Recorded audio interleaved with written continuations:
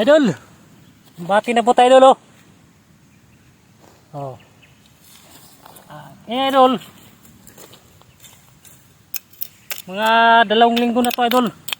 Bago na to gihotok. Kailan land preparation muna idol bago magtanim.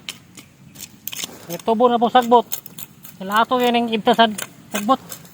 Hinduan na sila tamnan. Ang aning procedure pagtanim ng kamote idol. Siyempre, number 1, manalangin tayo sa Ginoo para bigyan tayo ng blessing. Ano yung procedure pagtanim idol? Una, naka-preparation na tayo. Pero pag bago pa lang napunat sa idol, pwede ba makangyo? Isang like mo lang or share. Malaking tulong na po sa aking pamilya idol. At maraming salamat pala sa mga nag-share at subscribe sa aking munting channel. Yan na po bala sa inyo mga idol. Yan itong ganas idol. Muna itong ganas. Ang pagtanim nito idol, yung iba lukoton man.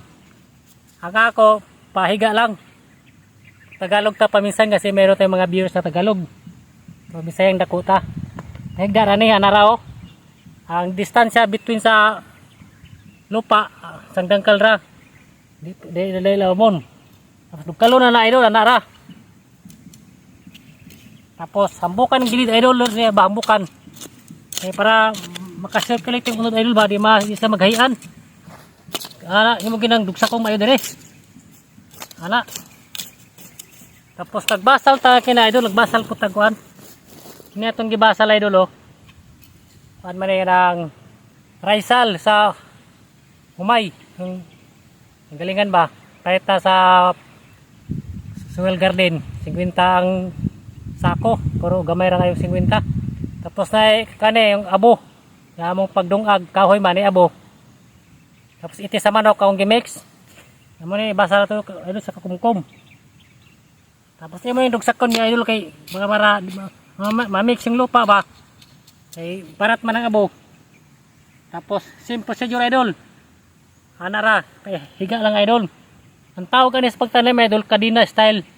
Bakit tinatawag sa kadina style? Sunod po siya ganyan idol, sunod. Walang putol. Pero kadina. At dugsak ka na idol. Tapos sa kilo di mo ginang dugsak ko diri na diri dugsak ko na po diri. Kaya para circulate ang gamot idol ba. Tapos dugsak na po diri idol. Dugsak na po diri. Tapos butang na po basal na to idol. Tapos tugsak na po dire para mix yung nabo sa lupa. Tapos pahiga ra idol.